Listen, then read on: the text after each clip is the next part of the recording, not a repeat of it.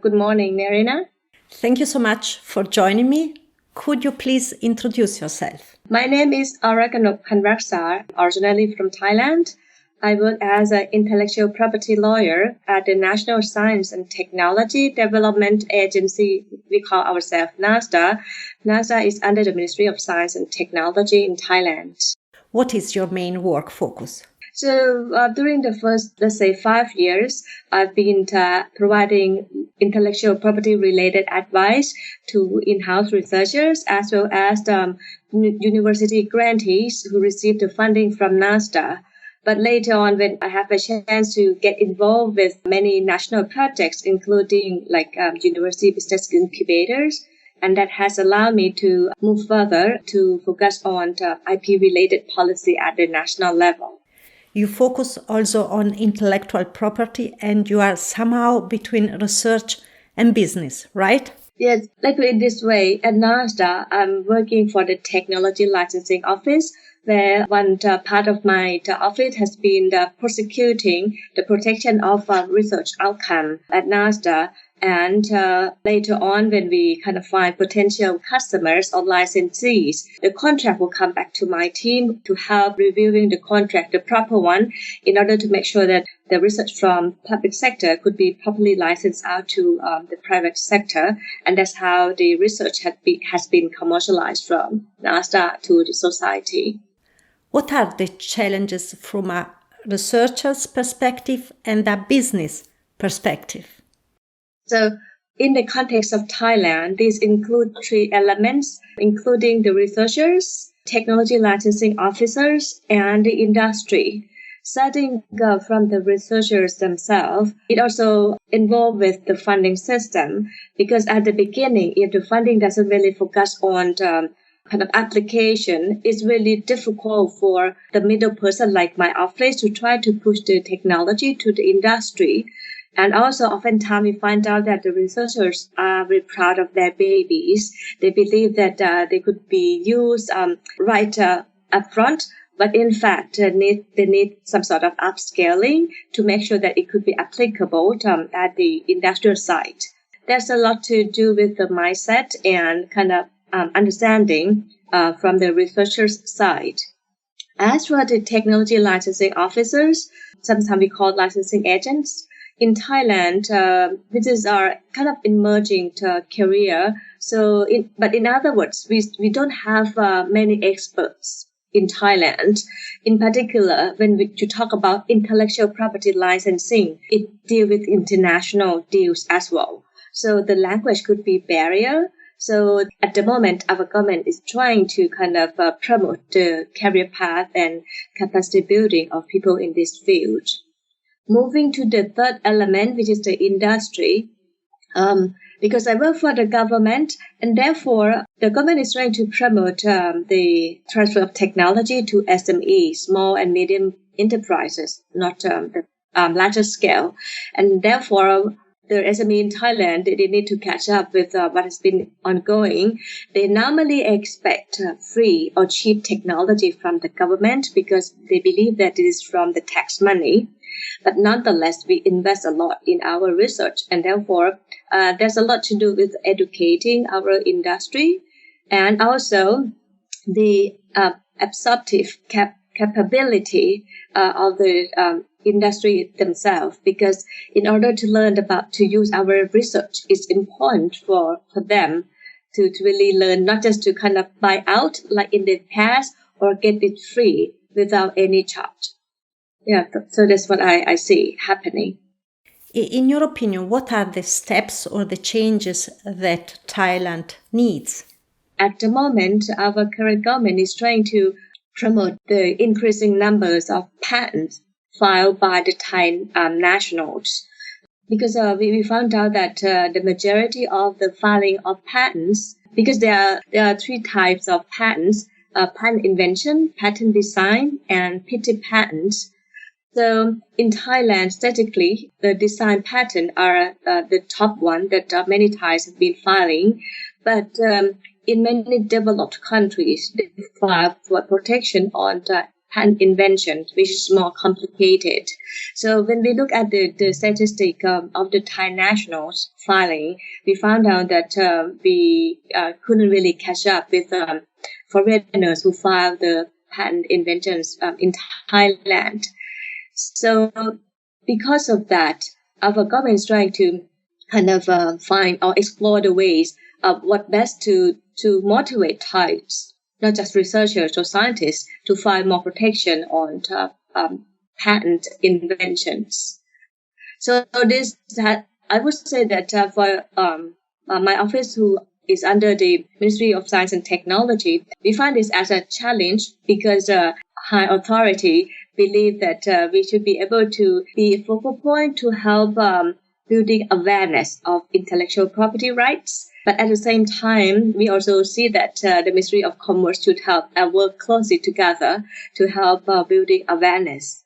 But most importantly, there's a lot to do with, the research system in Thailand, because to come up with the great inventions, you need a kind of systematic and continuity of the funding, because you cannot produce something within a year with, a valuable. It may happen, but to find the breakthrough technology, it requires lots of investment in R&D.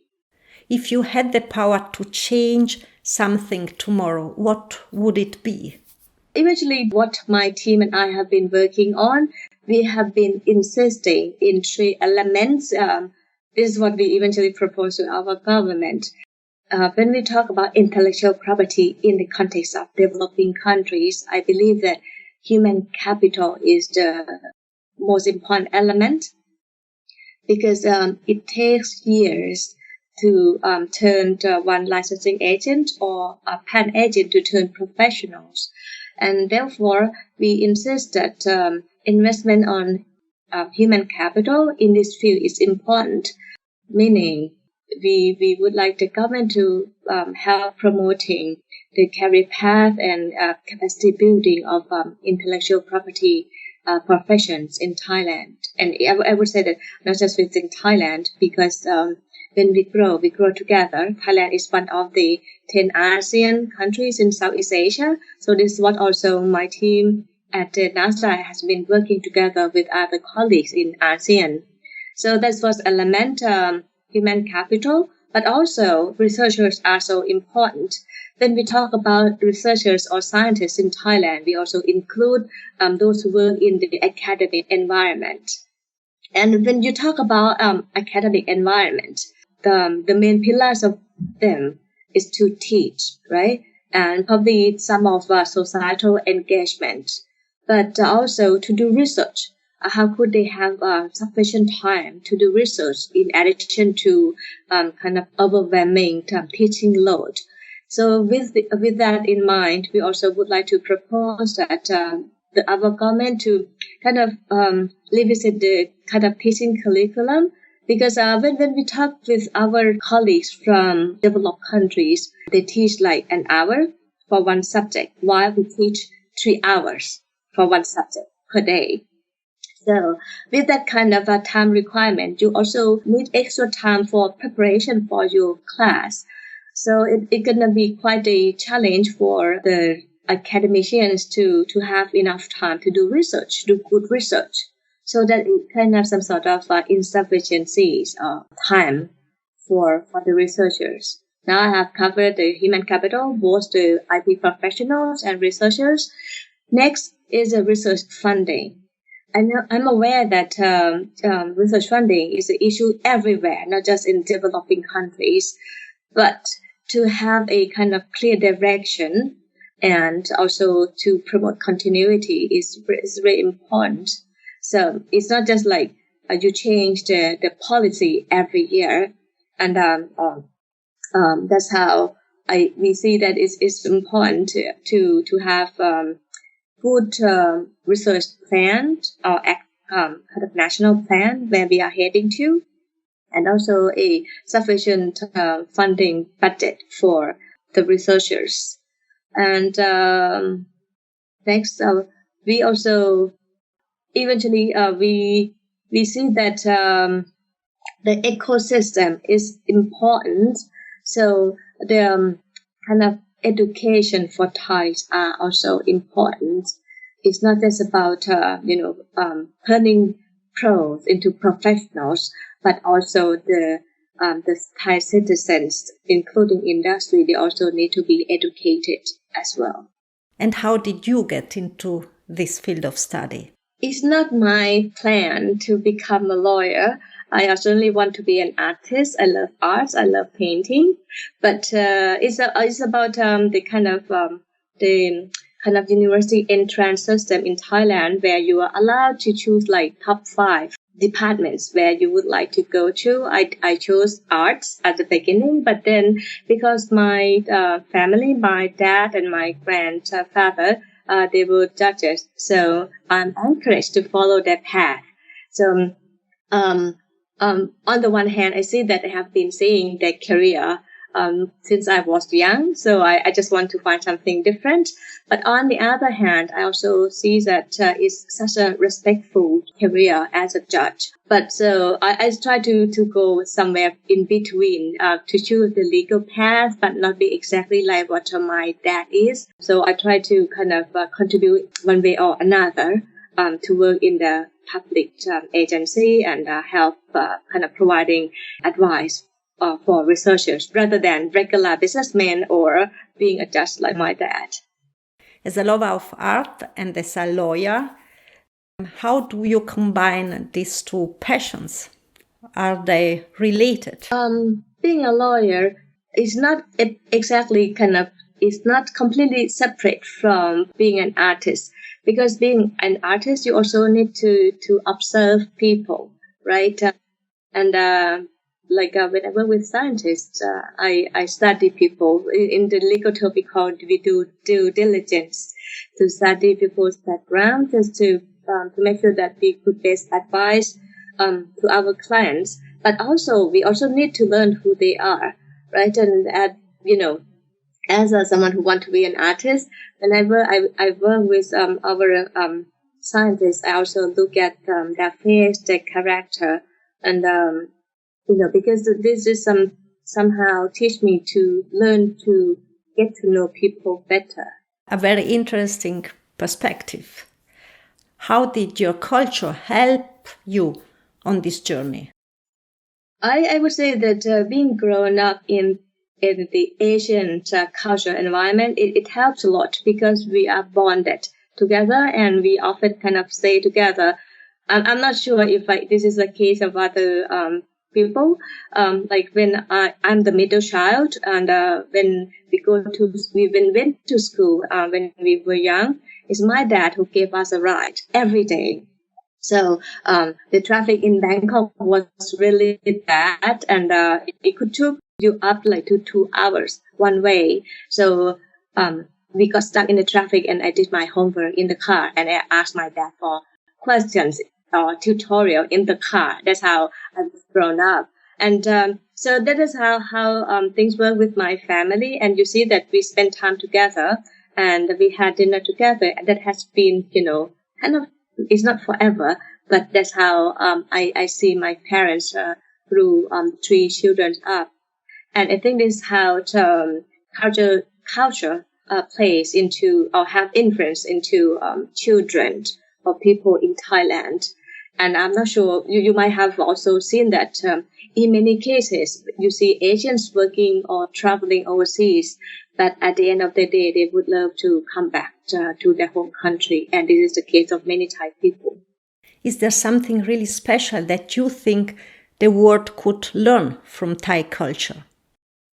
I would say that being considerate is the first thing, because these days the world is such small, such that you connect to people, and to be more considerate, to think about others. Is how Thais have been, and because could you imagine if people become more considerate, and then you just help each other.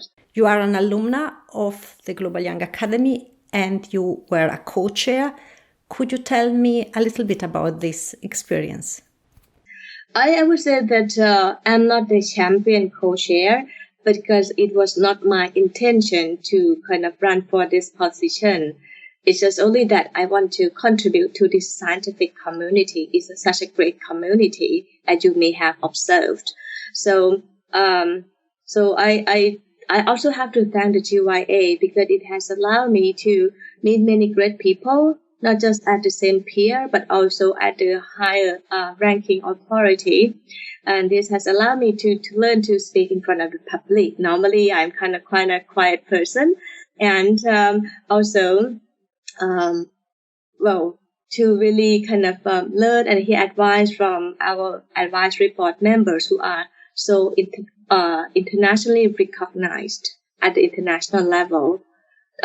So with that, it gave me a great connection to key people in different continents. Because, from someone in Thailand, how could you reach out people in Latin America, in Africa? In particular, if you talk about collaborations between Asia and Latin America, it's so far away from each other, right? But because of the GYA, it allows me to meet friends from other continents. And in return, I am not here to just gain. It's important for me, and I believe I would encourage other scientists or GYA members to learn to return or give back to the GYA. So whenever I travel, I try to see what else I could bring back to not just again Thailand, but also Asia. And that's how it started to bridge me with other connections and make sure that things work. Things never exist before, then I try to make it happen. Just because I see that there are many good stuff out there, and why cannot I make it happen within my own region? What is the most important lesson that you have learned?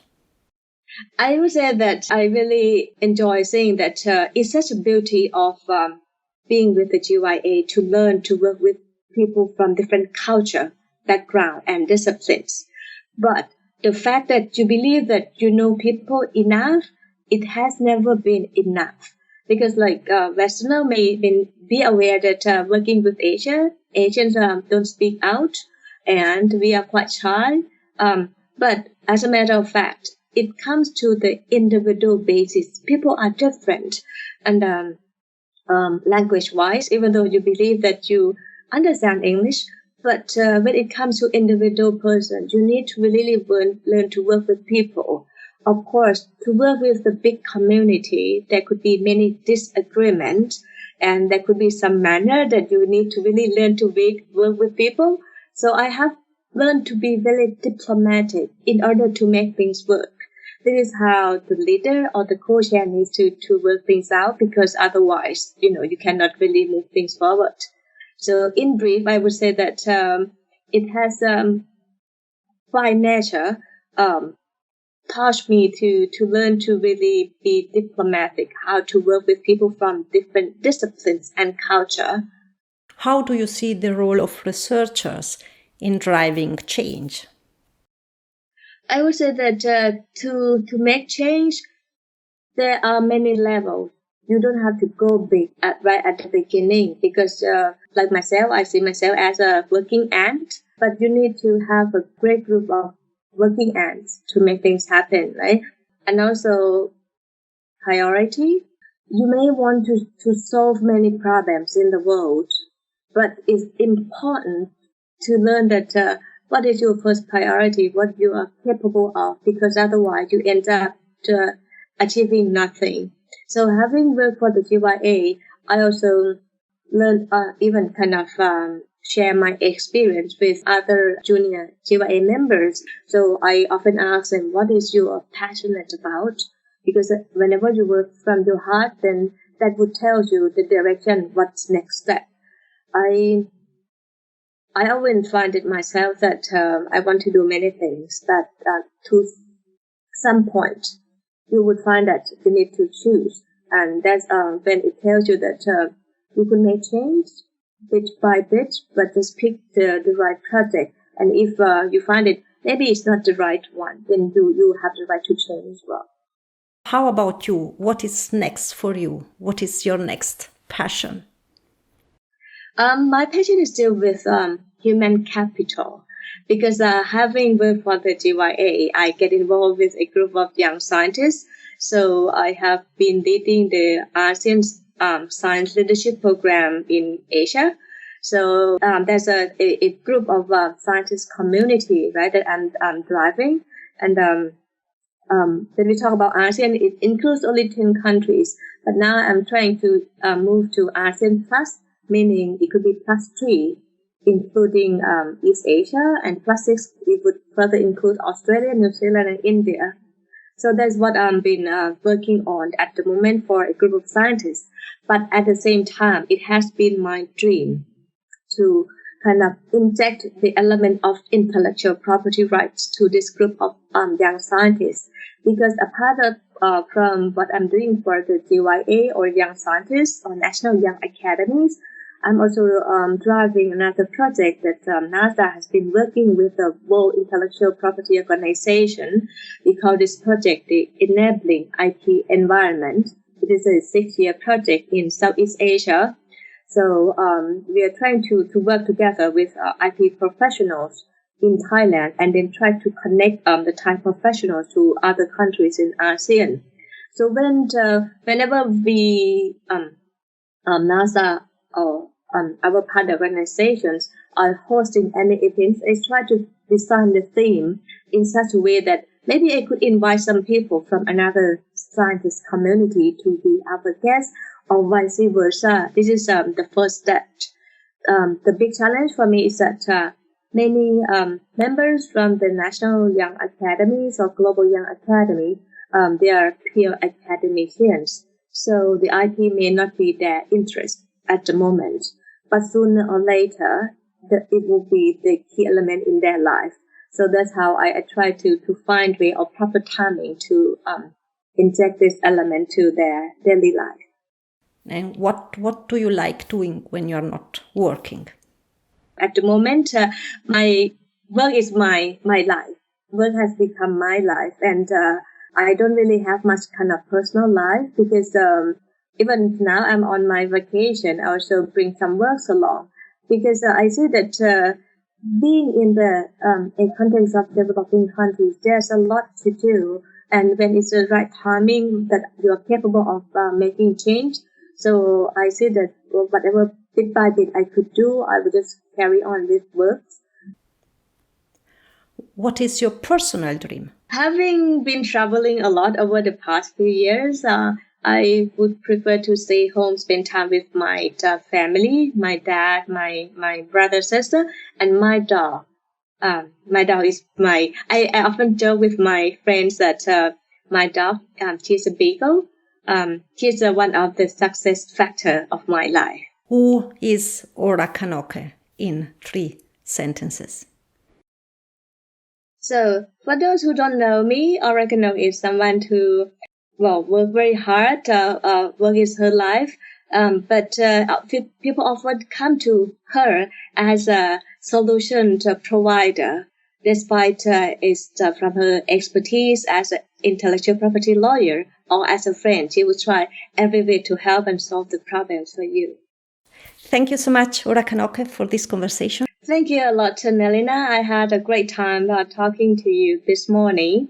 So I hope that you find some sort of information of my story kind of inspiring. Thank you. Thank you so much, Orakanoke. And thank you for watching. Thank you for listening. And thank you for sharing. Keep wondering and see you next time again. Bye and ciao.